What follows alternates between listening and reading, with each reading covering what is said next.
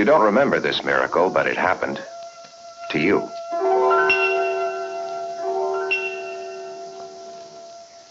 You were born into chaos.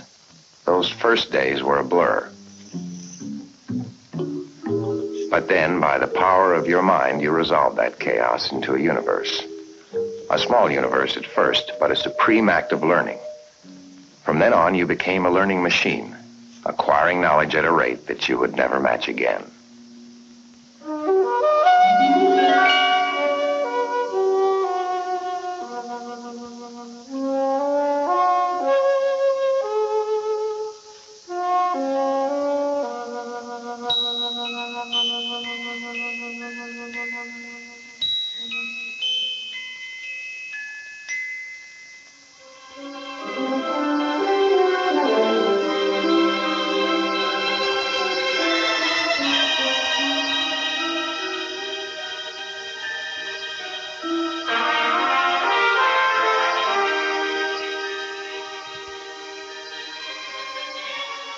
I'm Jim Franciscus. No one of us has been untouched by our advances in space. And I don't mean only the spectaculars, impressive as they've been. Join me as we look into some of the space explorations that so excite us and have such promise for improving man's environment that we dare not ignore them. For it is in the quest for such knowledge that science is bringing us closer to an understanding of who and where we are. And like that baby in the crib, helps us resolve our world, our universe. We who make our way in more mundane pursuits enjoy the results, applaud the discoveries, and then take the benefits of science for granted. But seldom do we think about the discipline each scientist faces. What we believe to be true today will be adequate for most of us. Not, however, for the scientist. He is driven, quite simply, because he knows there is more to know. And this knowledge, when tested and proved, will, as it always has, be used to improve the quality of our lives.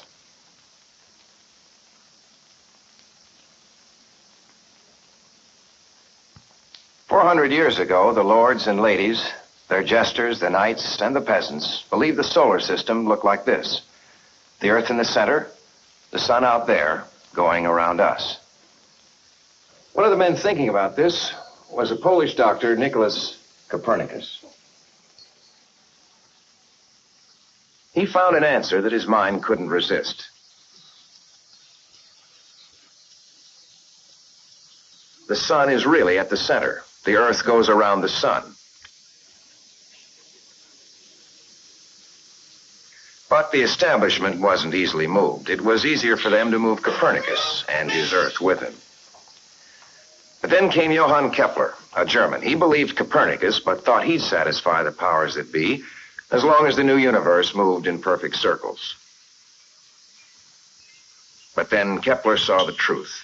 His mathematics insisted the circles needed stretching. The orbits were elliptical. From Italy came Galileo. Hitting upon Kepler's notes, he came up with a telescope. And he saw the stars, myriads where others before him had seen only thousands. And he saw that the planet Venus has phases, like the moon, which proved it must be orbiting the sun. And the moons of Jupiter? If a planet could have satellites, why not the sun? Finally, an Englishman, Isaac Newton, discovered why the Earth and the planets move about the sun. It is the gravitational pull of the sun which keeps them from flying off into space. Newton told them, "The solar system is a great clockworks. If you understand the laws of nature, you can make or do most anything." Really? The human race saw, became a great learning machine, and made progress never before possible.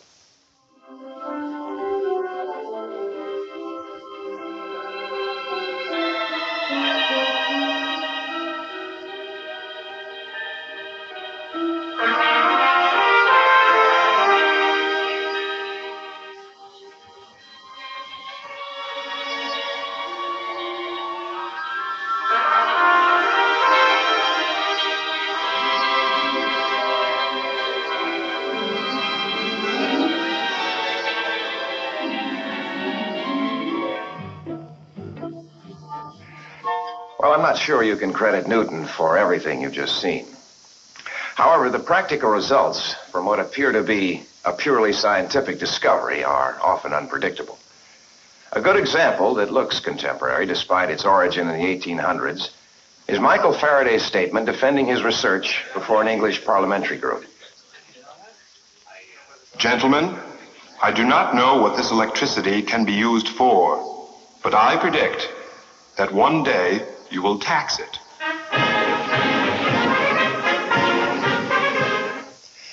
Give a man knowledge, then step back and see what happens to him. It seems to free him. And that's what's put us in space today. Until recently, almost everything we knew about space was learned through this tiny window, the visible light window. All the rest of the secrets of the universe were hidden behind windows of invisible radiations, low-frequency radio waves, infrared, ultraviolets, and others. Signals from the universe, energy that would unlock so many secrets, were blocked out by our own atmosphere. And a pretty good thing, too, since part of the radiation generated by this invisible energy is harmful to us. But as for seeing behind these windows, the Earth's atmosphere makes it impossible, even with the largest, most sensitive telescopes. There is one solution. Go higher and higher, taking our telescopes with us, beyond the atmosphere to outer space. Out here, what was invisible down below is still invisible to our eyes. But here we can measure it. And by measuring the radiation, infrared, ultraviolet, X-ray, gamma ray, cosmic ray, we can tell the distance of the stars, the energy they are pumping into space, how the atmosphere of other planets is different from our own, the temperature of gases in interstellar space, the strength of magnetic fields, the speed of particles in galaxies. The measurements become numbers, and the numbers are rained down on Earth. And out of the numbers grow pictures. The Earth and its sister planets, the ultraviolet sun, the X-ray sun, radio sounds from space, and the word that there are more than 100 billion stars out there besides the sun. And with each spacecraft, each measurement, we are bringing the universe into sharper and sharper focus, resolving it, seeing it grow brighter and ever clearer in our minds.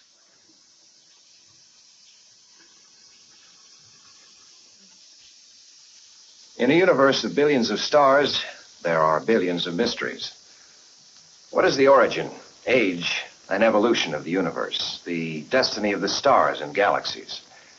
We have reached a unique moment in history where man has developed the tools to take scientific measurements that may unlock some of these mysteries. Our satellites will help us crack the secrets of our solar system, unlock the doors in the universe, and enable us to learn more about our own planet Earth. With this knowledge, we may be able to improve life and avoid disaster. Without this knowledge, we may be able to do neither. In the few years we have jumped into space, our image of the Earth's environment has utterly changed. We have found, for example, that instead of simply being surrounded by a magnetic field that faded out endlessly in space, we are actually encased in a vast space suit, the magnetosphere. And that this magnetosphere ends at about 40,000 miles. Ends because there's a great wind out there. A wind, mind you, where there is no air, no molecules that you feel pushing against your face when you stand in a breeze. This airless jet stream is the solar wind. And to stand in it unprotected would be like holding radioactive material in your bare hands. You saw our astronauts on the moon unfurl a window shade of metal foil, which they later brought home with them. Man was catching, literally, bits and pieces of the sun, fallout from the sun's nuclear hell. And that is what the solar wind is, fallout from the thermonuclear reaction in the sun. We wanted that sample because we live in a cavity in that wind, and we want to know how it is affecting us when there is a storm on the sun, changing our weather and blacking out our international radio communications completely. And we'll want to know what effect that solar wind has on life. How dependent are we on that magnetosphere? If another planet didn't have this protection, could it still have life as we know it? or something else we cannot even imagine. There may be only one way to know. Go to the other planets. The inner planets, Mercury, Venus, Earth, and Mars, are relatively small, solid bodies like the Earth. Investigating them is our immediate goal. In 1973, the Earth, Venus, and Mercury will be lined up so that we can try a new way to go further in space. We'll launch our Mariner to Venus and then use the gravity of that planet like a roller coaster to give more speed and fling it into space toward Mercury. The first time we have ever been able to explore that planet. Venus is a paradox.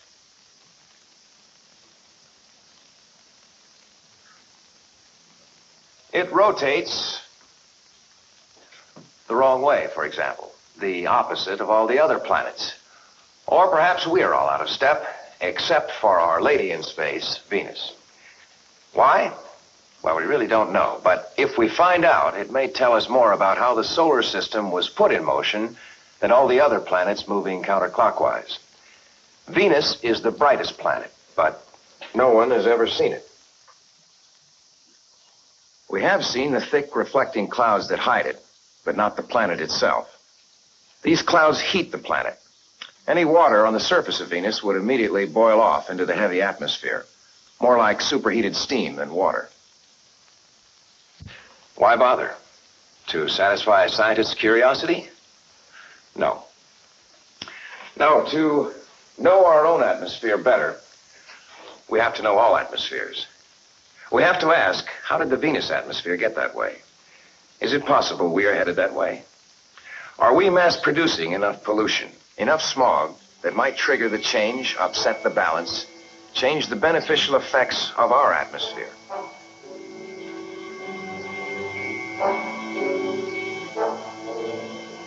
Only to mire ourselves in a malignant envelope that alters our climate drastically, that in the end might extinguish human life entirely.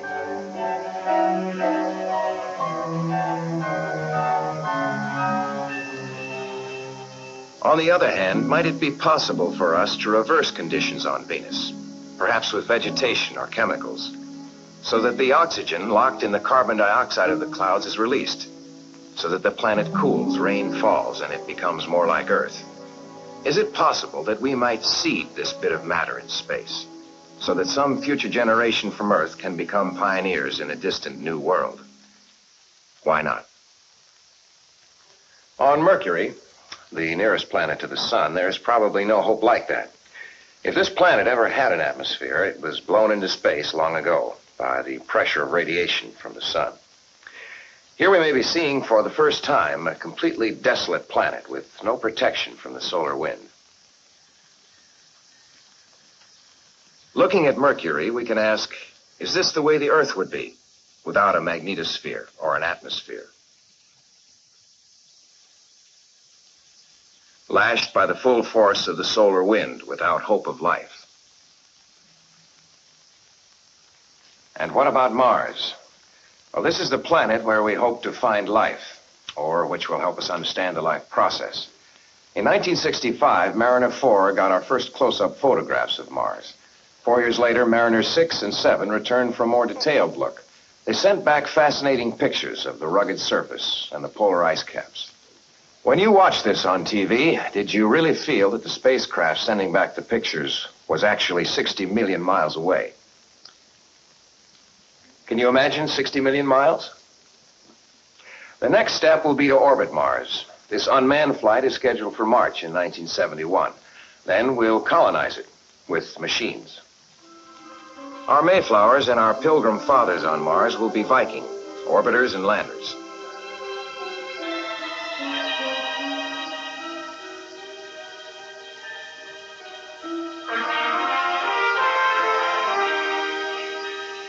On the way down, the landers will measure the thin atmosphere.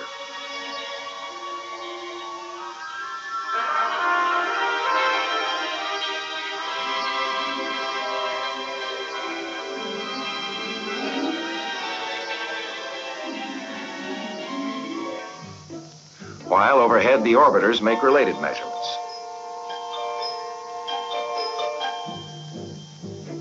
Then, for at least 90 days, our mechanical astronauts will take pictures, analyze the soil, sniff the strange air of Mars, feel for moisture. Thus, we will obtain information about Mars from the ground up to the limits of its atmosphere. Perhaps the greatest interest will be in the lander's search for signs of life. We're pretty certain now that there is no man-like life there, but we were not always men. We were once just cells. Before that, we were, perhaps, just molecules of protein. And we still want to know if there is that kind of life, or if sometime in the past, life did exist on Mars, and what could have happened to it. All of this will lead up to the ultimate exploration by man himself on Mars. The outer planets, on the other hand, are entirely different from the inner planets. On Jupiter, Saturn, Uranus, and Neptune, there may be no place to land, stand, or walk. They're all several times the size of Earth, but they may not have a solid surface to land on. About the fifth one, Pluto, we don't know enough to call it either solid or gaseous. Our spacecraft will leave the Earth for Jupiter in 1972. It will be a 400 million mile journey, and it will take almost 2 years. Jupiter is the largest of all planets, 11 times the diameter of Earth and over 300 times as massive, but a quarter of the density. We will want to know what causes the color changes in the bands of clouds. What causes the mysterious red spot that drifts around the planet? And we'll want to know if before the Earth became what it is, it was perhaps first like this, a mass of gas and dust and vapor, a condensing part of a nebula out of which the sun was also forming. The protoplanet, caught by the mother star's gravity, turning eternally in orbit, condensing into stone, into rock, destined to develop life, and then perhaps to become, in the end, like Mercury, an airless rock baking in the sun.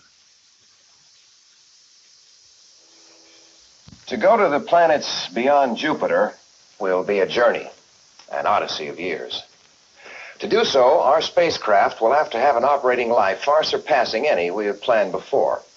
Moreover, these planets are so far away, we shall have to take advantage of special conditions to reach them. In the period 1976 to 1980, they will be in an unusual alignment that will enable us to go to all of them. And this alignment won't happen again for over 179 years.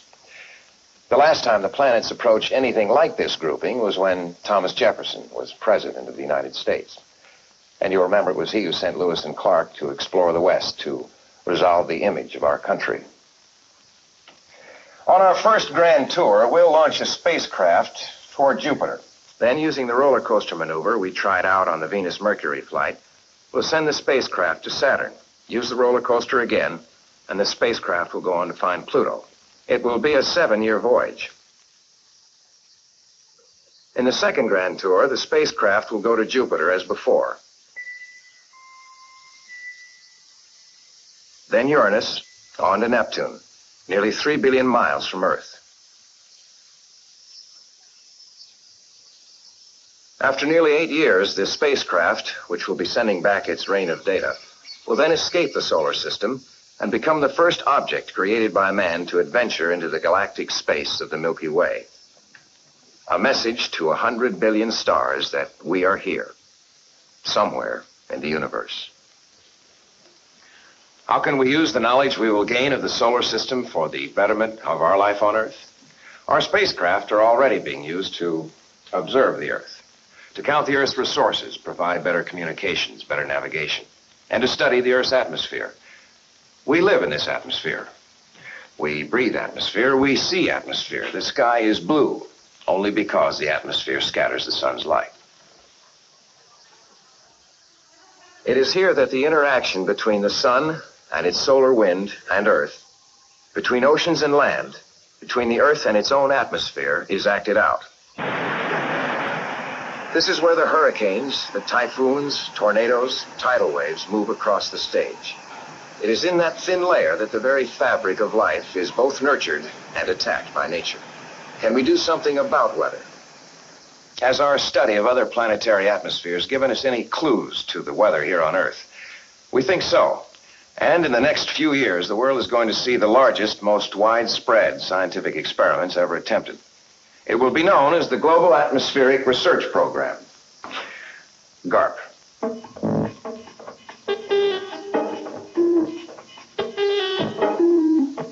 This will be a cooperative effort of the scientific societies and academies of almost the entire world. Everything that we know, everything that we can learn, will eventually be drawn together to create a model, a mathematical description of the atmosphere.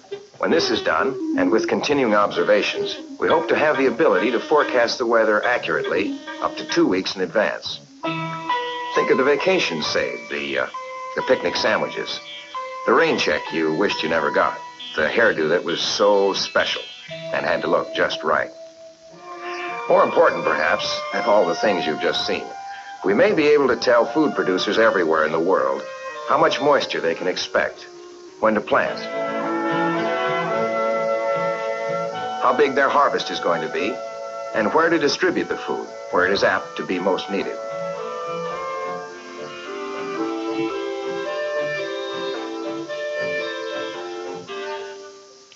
Today, we look to spacecraft to help solve these problems.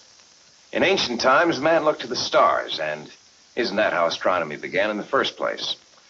We live under the influence of a star, our sun. Yet for 2 centuries after the invention of the telescope, we almost ignored the sun.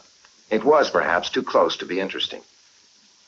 Today, our orbiting solar observatories are making up the lost time. Soon, we plan to put a telescope into orbit around the Earth with its instruments pointed at the sun, and an astronaut to adjust it, recover the photographs from time to time. We will call this the Apollo Telescope Mount. The sun, as we now appreciate, is a most unique laboratory. By measurements and logic, we are deducing its life history, and the life history of countless other stars.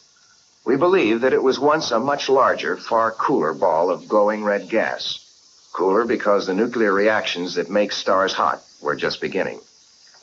Its own gravity pulled it inward, decreasing its size, increasing its heat, moving it into the main sequence of a star's life. It became the yellow-orange sun that rises in the morning over the life it has nurtured.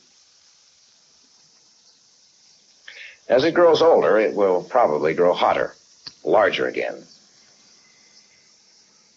Then, a great flash of light in the sky, a nova, it may collapse, and pass its old age as a cool white dwarf, its story all but ended, perhaps. But from what we learn on the sun, we can instruct our other satellites what to measure among the other stars. Our orbiting astronomical observatories turning their eyes to see what is invisible from Earth. Or our radio astronomy explorers, spinning out arms longer than the Empire State Building is tall, reaching out for radio waves that come from stars, the planets, the Earth itself. They will find mysteries, some that we shall solve, some that will lead to other mysteries. For example, the Crab Nebula.